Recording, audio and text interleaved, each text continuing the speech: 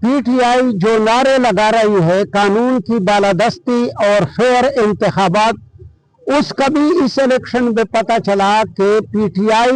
गलत तरीकों से, करप्ट प्रैक्टिसेस के जरिए से वो इक़्तिदार में आना चाहती है। जिस तरह उन्होंने बार कौंसिल के इलेक्शन को दागदार किया, ये पहले मर्तबा है कि वकला और बार कौंसिल के इलेक्शन में उन्होंने मुदाखलत की। यानी उन्होंने बन्नू की तरफ भी यही हरबा इस्तेमाल किया कि उन्होंने बाकायदा स्टेट कौंसिल मुकर्रर किए, पेशावर में, बन्नू में, दूसरे सूबात में, हर जगह 100 के करीब उन्होंने स्टेट कौंसिल और उसके बाद फिर लीगल एडवाइजरी और 40 और 20 करोड़ रुपए दिए।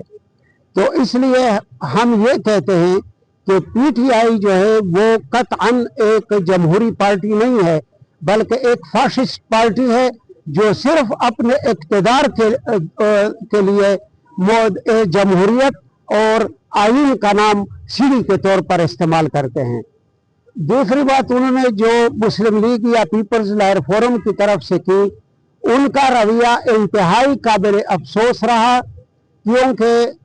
यानी मैंने खुद बात की लाजबर खान के साथ और गौहर रहमान साहब के साथ जो सदर और सूबाई सेक्रेटरी हैं, और उन्होंने बाकायदा सूबाई सदर ने हिदायत जारी की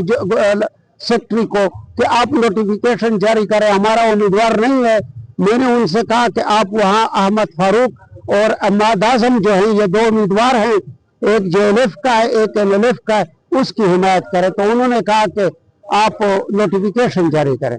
फिर मैंने जब राब्ता किया तो उन्होंने कहा कि ये तो लाजबर खान उसमें गड़बड़ कर रहा है। अब मेरा सेक्रेटरी है और वो गड़बड़ करे तो मैं किस लिए बैठा हूँ। मैंने फिर गौहर रहमान साहब से बात की, उन्होंने कहा कि नहीं, बस हम इशू कर लेंगे नोटिफिकेशन। जब उसके बाद पता चला तो फिर उन्होंने नोटिफिकेशन इशू किया कि ये हम फवाद का साथ देंगे जो PTI का उम्मीदवार है। अब हम नज़ीर तारड़ साहब से और वहाँ उनके जो मरकजी सदर हैं, वो क्या है, इस्लामाबाद वाला नैयर बुखारी साहब, यार नैयर बुखारी साहब से हमने बात की। नैयर बुखारी ने उनको फोन किया गौहर रहमान खटक को कि आप इनका साथ दें। अब इस यानी नैयर बुखारी मरकज के कहने के बावजूद भी उन्होंने क्यों साथ दिया PTI का, करक में भी और कोहाट में भी। यानी ये एक क्वेश्चन है कि मुस्लिम लीग जो इंडिपेंडेंट ग्रुप का हिस्सा है, जिसके लीडर वजीर कानून नज़ीर तारड़ इस ग्रुप को लीड कर रहे हैं,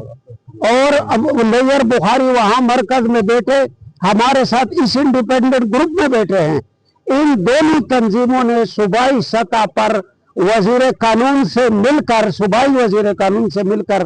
किस तरह हमारी मुखालिफत की और वहां अपना भरपूर जोर लगाया। यानी मैं ये बिल्कुल क्लियर कट कहता हूं कि लॉ मिनिस्टर ने वहां नोटों की बोरियां खोली थी कि हर सूरत में हम अहमद फारूक और अहमद आजम को हराना है, करक में भी, कोहाट में भी, हंग में भी और कुरम में भी। और कुरम में उन्होंने बाकायदा जो इनका राजा नासिर है PTI का, वो आए और उनके MNA आए, उनके MPA आए, यानी पूरी सूबाई हुकूमत और पूरी PTI की तंजीम, पूरी पीपल्स पार्टी, मुस्लिम लीग, ये सब मिलकर हमारे इन 2 उम्मीदवारों को हराने के लिए मुत्तहिद हुए। हम ये सवाल करते हैं इनके कायदीन से कि वो हमें जवाब दे कि वो हमारे इत्तेहादी